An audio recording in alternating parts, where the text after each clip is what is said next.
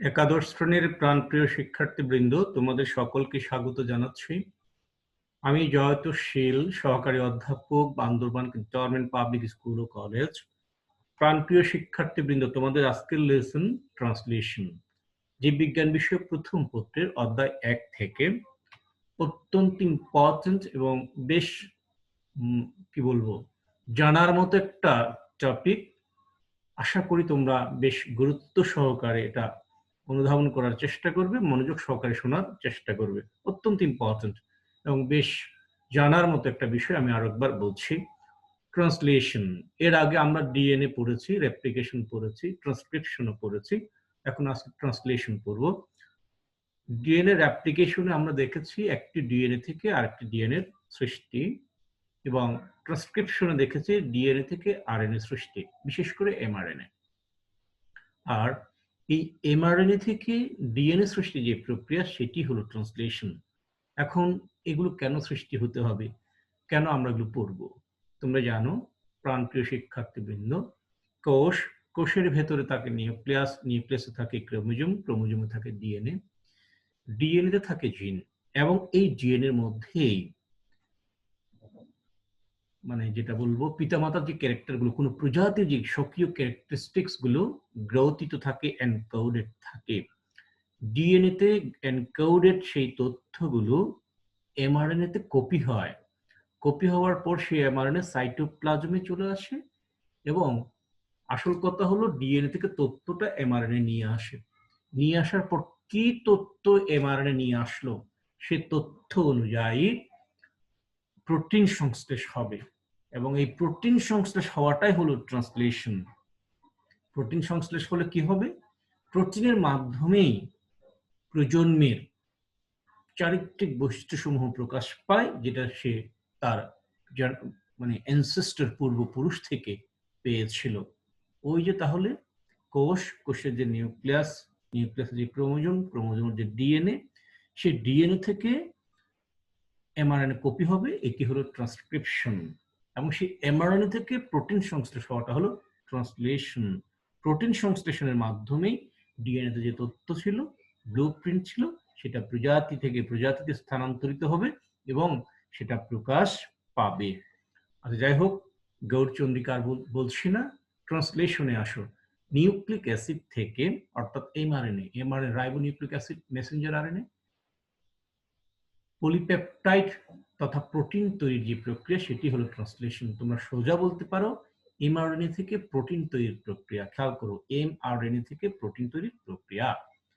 Translation হলো ডিএনএর ভাষাকে এমআরএনএ এর মাধ্যমে প্রোটিনের ভাষায় অনুবাদ বা রূপান্তর করা। ডিএনএ তে যে তথ্যটা আছে, সেই তথ্যটাকে প্রোটিনের মাধ্যমে রূপ দেওয়া। তাহলে প্রোটিনে পরিণত করে রূপ যদি দিতে হয়, সেটা এমআরএনএ এর মাধ্যমে আসতে হয়। জিন ডিএনএ থেকে প্রোটিন তৈরির গোপন কোড সমূহ এনকোড করে তৈরি হয় এমআরএনএ। অর্থাৎ ডিএনএ তে প্রোটিন তৈরির কিছু কোড থাকে, সেই কোডটাকে এনকোড করে তৈরি হয় এমআরএনএ। এমআরএনএ রাইবোজোম ও টিআরএনএ এর সহায়তায় জিন ডিএনএ থেকে, মানে ওই জিনটাই ডিএনএ, ডিএনএটাই জিন, সেখান থেকে এনকোডেড সিকোয়েন্স অনুযায়ী একটির পর একটি অ্যামিনো অ্যাসিড শৃঙ্খলিত করে পলিপেপটাইড তৈরি করার প্রক্রিয়া হলো ট্রান্সলেশন। পলিপেপটাইড চেইনটাই হচ্ছে প্রোটিন। অর্থাৎ ডিএনএতে যে তথ্যটা ছিল, সেই তথ্যটা এমআরএনএ নিয়ে আসলো, এমআরএনএ তে কপি হলো, কপি হওয়ার পর এমআরএনএ রাইবোজোম ও টিআরএনএ সহায়তায় অ্যামিনো অ্যাসিড একটির পর একটিকে বসিয়ে প্রোটিন তৈরি করলো, পলিপেপটাইড চেইন তৈরি করলো, সেটি হলো ট্রান্সলেশন। জীবদেহে জিনের প্রকাশের জন্য প্রয়োজন ডিএনএ জিন অংশ থেকে এমআরএনএ সৃষ্টি করা, যাকে বলা হয় ট্রান্সক্রিপশন, এবং এমআরএনএ থেকে পলিপেপটাইড চেইন সৃষ্টি করা, যাকে বলা হয় ট্রান্সলেশন। অর্থাৎ আরএনএ নির্দেশিত পথে পলিপেপটাইড চেইন তথা প্রোটিন সংশ্লেষণের প্রক্রিয়াকে বলা হয় ট্রান্সলেশন। ট্রান্সলেশন রাইবোজোমে সংঘটিত হয়। এরপরে দেখো ট্রান্সলেশন প্রক্রিয়ার প্রয়োজনীয় উপাদান সমূহ। এমআরএনএ, যা ডিএনএ থেকে জেনেটিক কোড কপি করে বহন করে নিয়ে আসে, এটি প্রোটিন সংশ্লেষণের টেমপ্লেট বা সংস্করণে ব্যবহৃত হয়। টিআরএনএ, যা সুনির্দিষ্ট অ্যামিনো অ্যাসিড বহন করে, মানে প্রতিটি অ্যামিনো অ্যাসিডের জন্য কমপক্ষে একটি টিআরএনএ থাকে। টিআরএনএ অণু খুবই ছোট, এতে 75 থেকে 80টি নিউক্লিওটাইড থাকে। নিউক্লিওটাইডের সংজ্ঞা ইতিমধ্যে বলেছি, আমি আর বলছি না। টিআরএনএ এর 3' প্রান্তে অ্যামিনো অ্যাসিড সংযুক্তির জন্য কোডন থাকে।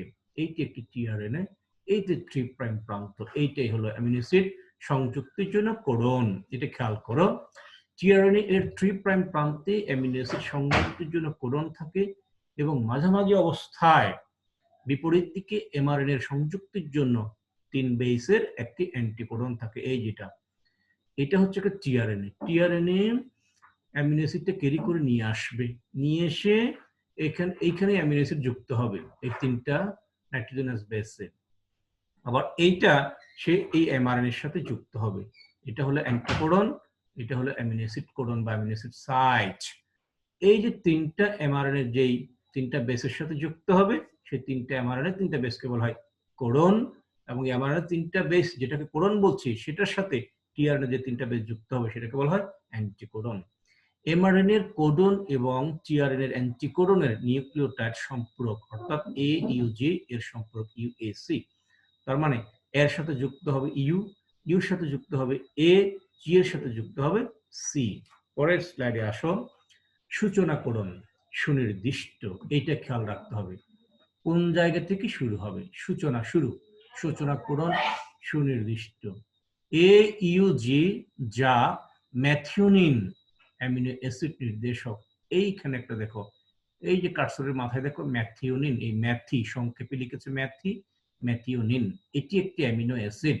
আর এই অ্যামিনো অ্যাসিডের কোডনটা হচ্ছে এ ইউজি, অর্থাৎ এ ইউ এবং জি, অ্যাডেনিন, ইউরাসিল এবং গুয়ানিন, এই 3টা মিলে ম্যাথিওনিন নামক অ্যামিনো অ্যাসিডকে নির্দেশ করে। এটা খেয়াল থাকে যেন, সূচনা কোডন সুনির্দিষ্ট, এবং এখান থেকে এ ইউজি যেখানে সেখান থেকেই ট্রান্সলেশনটা শুরু হবে। এ ইউজি, এটা হলো এই ফিগারটা তোমাদের বইয়ে পাবা না, পুরাতন বই থেকে নিয়েছে, অর্থাৎ তোমাদের সিনিয়র ভাইদের বই থেকে নিয়েছে। এটি হলো ডিএনএ, এই ডিএনএ থেকে এটি এমআরএনএ কপি হয়েছিল। ডিএনএর তথ্যটাকে এমআরএনএ নিয়ে আসছে, সেই তথ্য অনুযায়ী রাইবোজোমকে ব্যবহার করে প্রোটিন সংশ্লেষ করছে। এই দেখো এখান থেকে শুরু হবে এ ইউজি, এই সিসিইজি, এটা একটা কোডন, এটা একটা কোডন, এটা একটা কোডন, বাট এটা হলো সূচনা কোডন। এই এ ইউজি যেখানে 5' প্রান্ত থেকে শুরু, সেই জায়গা থেকেই ট্রান্সলেশন প্রক্রিয়াটা শুরু হবে। এই এ ইউজি, অ্যাডেনিন, ইউরাসিল, গুয়ানিন, এইটা হচ্ছে এমআরএনএ তে আছে, 5' প্রান্তে আছে। এইটা রাইবোজোমের ছোট খণ্ড, এটা রাইবোজোমের বড় খণ্ড। এইটা হচ্ছে টিআরএনএ, ট্রান্সফার আরএনএ। এটা টিআরএনএ, এই ট্রান্সফার আরএনএ এই এইউজি এর সম্পূরক, এর সম্পূরক ইউ, ইউ সম্পূরক এ, জি এর সম্পূরক সি। এটা ম্যাথিওনিন, এই ম্যাথি লেখা আছে, এটা এনে এখানে যুক্ত করে সে বেরিয়ে গেছে। আবার আরেকটা আসছে দেখো এখানে সি সি জি, সি এর সম্পূরক জি, সি এর সম্পূরক জি, জি এর সম্পূরক সি। কথাগুলো আগের ক্লাসগুলো থেকে পাবা। এটা এখানে আসছে, এই যে দেখো একটা বেরিয়ে যাচ্ছে আর একটা ঢুকছে, এইভাবে করে একের পর এক এই তিনটা নাইট্রোজেনাস বেস মিলে এক একটা কোডন, তার সম্পূরক অ্যামিনো অ্যাসিড টিআরএনএ ক্যারি করে নিয়ে আসে। আসার পর একটার পর একটা, একটার পর একটা যুক্ত হয়। এইভাবে যুক্ত হয়েছে দেখো, এই যে এখানে যুক্ত হয়েছে UG, CCG, UA, U, GC, U, UA, U, এভাবে যুক্ত হয়ে হয়ে এই যে এক একটা অ্যামিনো অ্যাসিড, এইটা একটা অ্যামিনো অ্যাসিড, এটা একটা অ্যামিনো অ্যাসিড, প্রত্যেকটা একটা অ্যামিনো অ্যাসিড।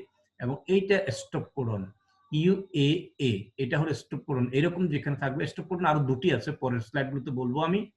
এই এ U A A stop codon, তার মানে এখানে আর হবে না, এই জায়গায় পলিপেপটাইড চেইন এই জায়গায় এসে থেমে যাবে, অ্যামিনো অ্যাসিড সংযুক্তি স্থান আর না, আর এটা হলো স্টপ কোডন, অর্থাৎ এরকম থাকলেই শেষ, পলিপেপটাইড চেইন ফর্মিং এর শেষ সমাপ্তি ঘোষণা করে। এটা একটা প্রোটিন হলে, এইটা একটা পলিপেপটাইড চেইন, এটাই একটা প্রোটিন। সূচনা কোডন সুনির্দিষ্ট, এ ইউজি যা ম্যাথিওনিন অ্যামিনো অ্যাসিড নির্দেশক। সকল পলিপেপটাইড সংশ্লেষণের প্রথমে ম্যাথিওনিন বসে, এটা মনে রাখবা।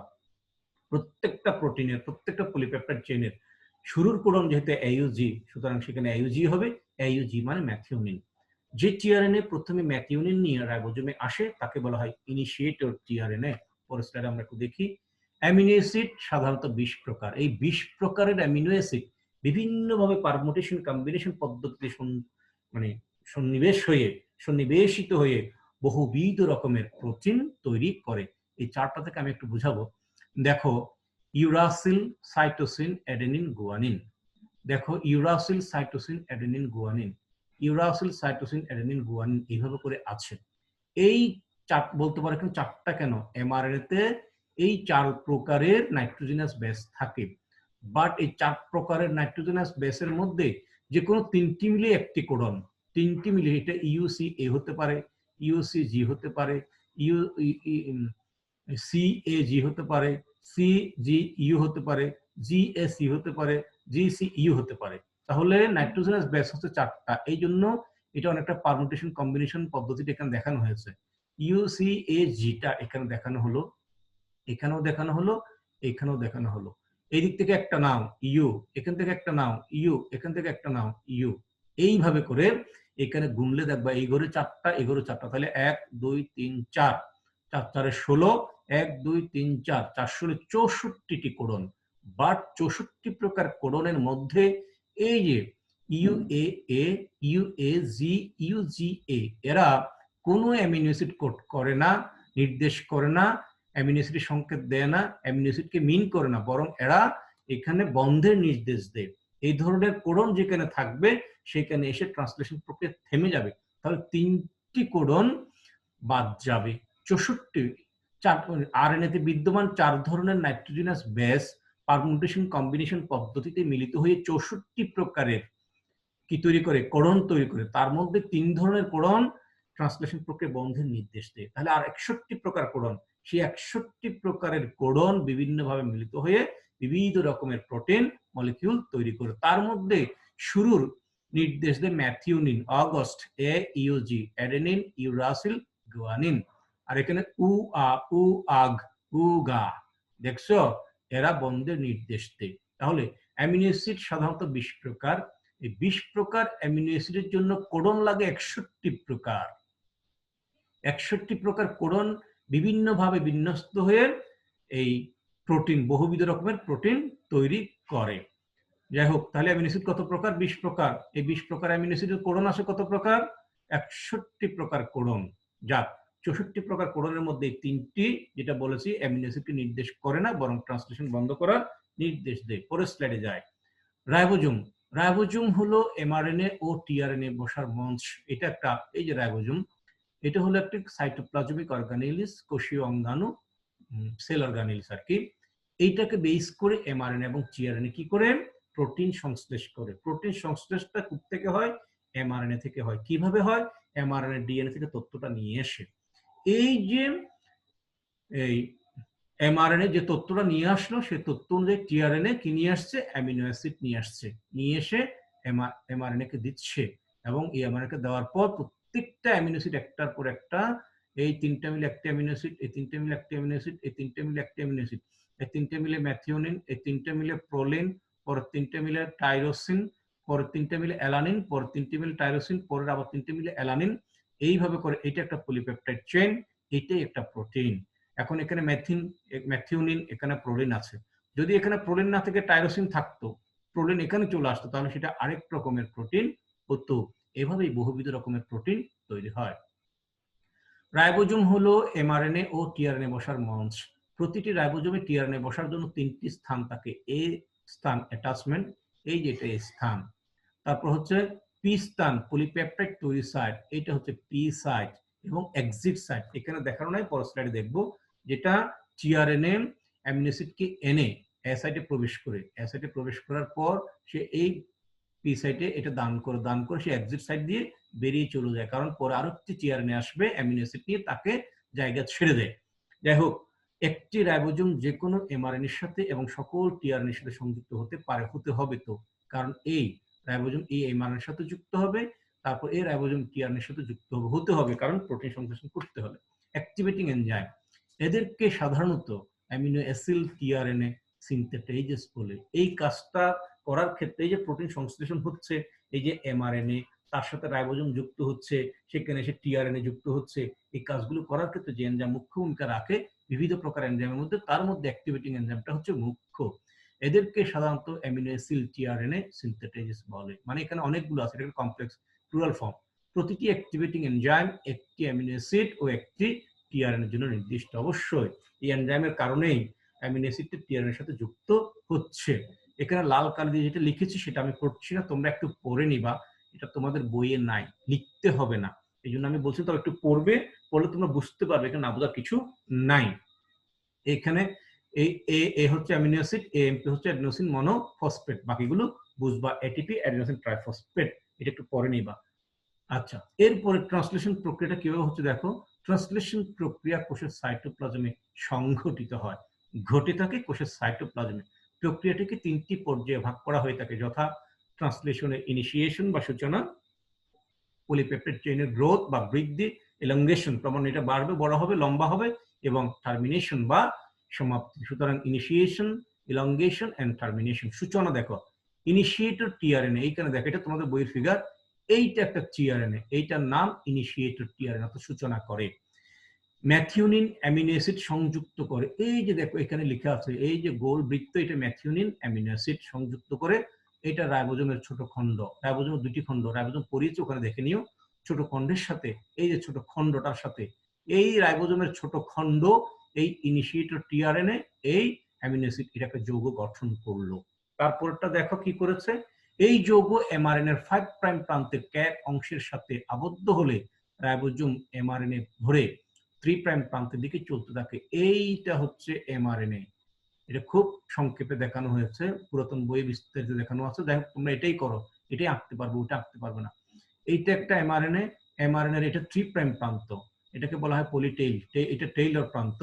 আর এটা হলো 5 প্রাইম, এটা হলো ক্যাপ প্রান্ত। এখানে গুয়ানিন থাকবে 7টি, আর এখানে এ এ থাকবে সম্ভবত 50 থেকে 150টি এরকম।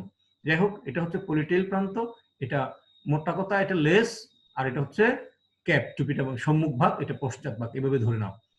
তারপর কি হচ্ছে দেখো, এই যৌগটা 5 প্রাইম প্রান্তের ক্যাপ অংশের সাথে আবদ্ধ হলে রাইবোজোম এই এমআরএনএ ধরে 3 প্রাইম প্রান্তের দিকে চলতে থাকে, যাকে বলা হয় স্ক্যানিং। যতক্ষণ না স্টার্ট কোডন, স্টার্ট কোডন কি জানো, এই যে মনে করে এখানে 3টা রেখা দেখতে পাচ্ছ, ধরে নাও এইটা 3টা, এই 3টা মিলে একটা কোডন, এবং সেটা স্টার্ট কোডন, ওই যে এ ইউজি, ওই যে ম্যাথিওনিন নির্দেশ করে, হ্যাঁ এখানে আসার পর এদিকে চলতে থাকবে। যখনই সে এই তার এটা ম্যাথিওনিন এ ইউজি এটার সংযুক্ত হওয়ার মতো কোড পেয়ে যায়, তখন সে সেখানে যুক্ত হয় এবং ইনিশিয়েশনের সূচনা হয়। আর এই ধরনের কোডটা পেয়ে গেলে ইনিশিয়েশন বা সূচনার কাজটা শেষ হয়। এটা পরে খেয়াল করো, এই যৌগ এমআরএনএ এর 5 প্রাইম প্রান্তের ক্যাপ অংশের সাথে আবদ্ধ হলে রাইবোজোম এমআরএনএ ধরে 3 প্রাইম প্রান্তের দিকে চলতে থাকে, যাকে বলা হয় স্ক্যানিং। যতক্ষণ না স্টার্ট কোডন এইউজি পেয়ে যায়, এইউজি কোডনের সাথে টিআরএনএ এর ইউএসি সম্পূরক কোডন, যেটা অ্যান্টিকোডন হাইড্রোজেন বন্ড দ্বারা আবদ্ধ হয়। এরপর দেখো রাইবোজোমের বড় খণ্ড, এই যে দেখো বড় খণ্ডে এসে যুক্ত হয়েছে। বড় খণ্ডে টিআরএনএ বসার জন্য 3টি জায়গা থাকে, একটা এ, একটা পি, একটা ই। এই যে A site amino acid site, P site polypeptide site, exit site বের হয়ে যাওয়া, 3টা সাইট থাকে। এই 3টে সাইট, এই রাইবোজোম 3টা বড় হোল বা গর্তের মতো জায়গা থাকে, এই 3টা সাইট যেন যুক্ত হতে পারে। বড় খণ্ডটি ছোট খণ্ডের সাথে সংযুক্ত হওয়ার সাথে সাথে ট্রান্সলেশনের সূচনা, মানে ট্রান্সলেশন প্রক্রিয়া যে হবে, হওয়ার জন্য যে কাজ সেটা শেষ হয়। ওই যে কিভাবে, এই যে একটা যৌগ গঠন করলো রাইবোজোমের ছোট খণ্ড, এই যে ইনিশিয়েট টিআরএনএ, তারপর যে ম্যাথিওনিন, এই যৌগটা রাইবোজোমে আসলো, তারপরে এই বড় খণ্ডটা যুক্ত হলো, তার মানে সূচনা কার্য শেষ। এই অবস্থায় ম্যাথিওনিন টিআরএনএ এর পি সাইটে থাকে, এইটা হচ্ছে পি সাইট, পি সাইটে থাকে।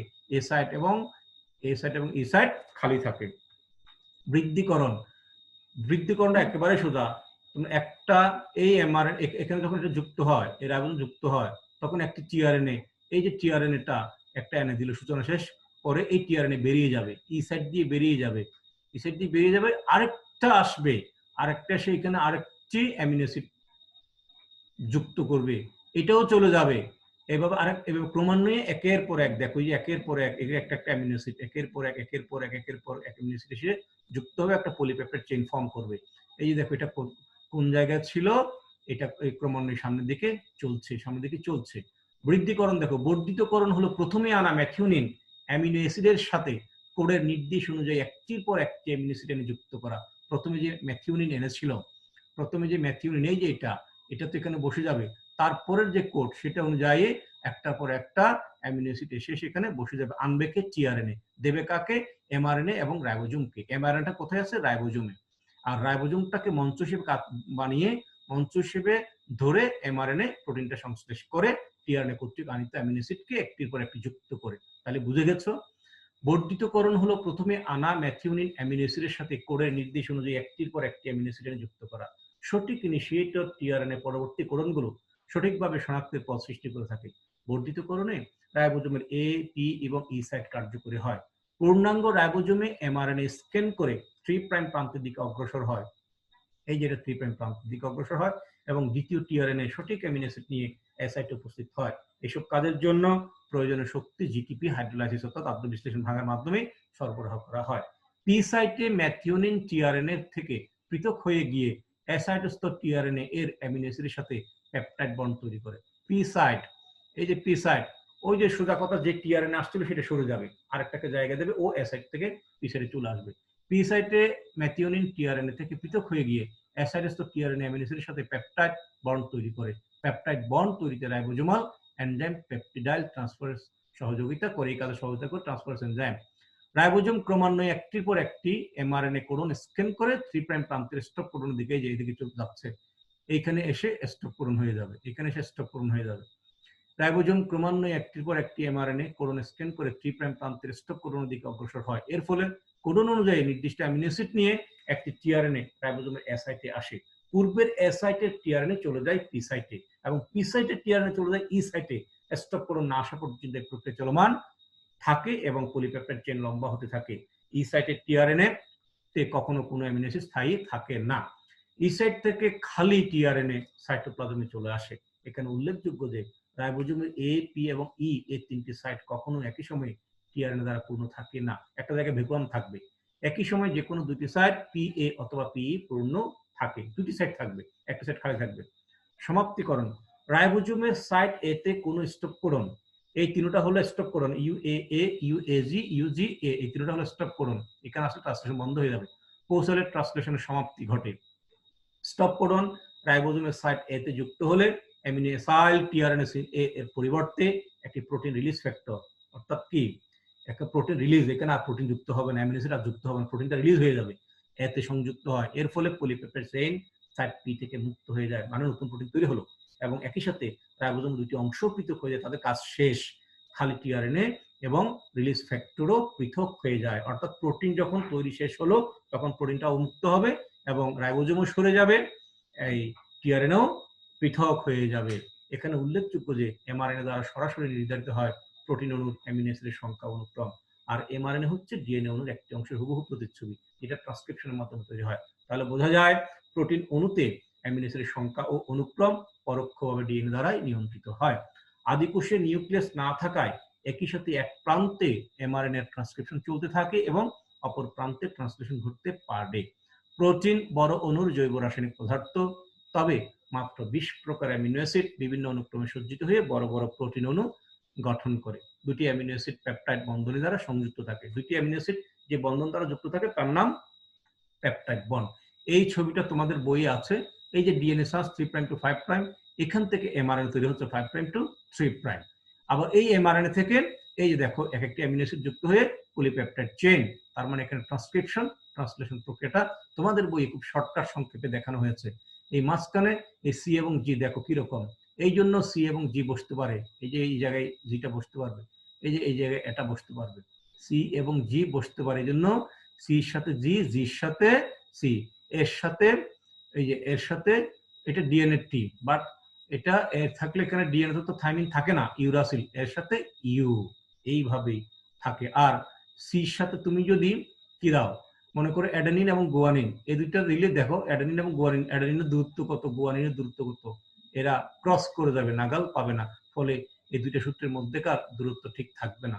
এই জন্য এরা সির সাথে জি বসে, এর সাথে ডিএনএ তে বসে টি, আরএনএ তে বসে ইউ।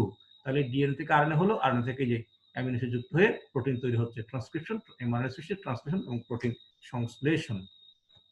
এই ছবিটা তো আগে ব্যাখ্যা দিয়েছি, একটু দেখে নিবা, তোমাদের বইয়ে নাই, এটা দেখলেও ভালো করে বুঝতে পারবা। এইটা একটা ডিএনএ 5 প্রাইম 3 প্রাইম, তারপরে এইটা আরএনএ তৈরি হয়েছে, এই যে এটা একটা রাইবোজোম, এই যে এটা টিএনএ, টিআরএনএ, এই যে এটা টিআরএনএ, এই যে ইউজি স্টার্ট কোডন, এটার অপোজিটে ইউএসসি, এটা নিয়ে আসছে এ সাইড দিয়ে প্রবেশ করে পি সাইডে চলে যায়, এটা যুক্ত হওয়ার পর এসে বেরিয়ে যাবে, এই যে বেরিয়ে যাচ্ছে, এভাবে একটির পর একটি আসে, এই যে একটির পর একটি, একটির পর একটি অ্যামিনো অ্যাসিড যুক্ত হলো, প্রোটিন সংশ্লেষণ হলো, এটা ট্রান্সলেশন প্রক্রিয়া। এই যে ইউএএ স্টপ কোডন এখানে শেষ হয়ে যাবে, আর প্রোটিন সংশ্লেষণ হবে না।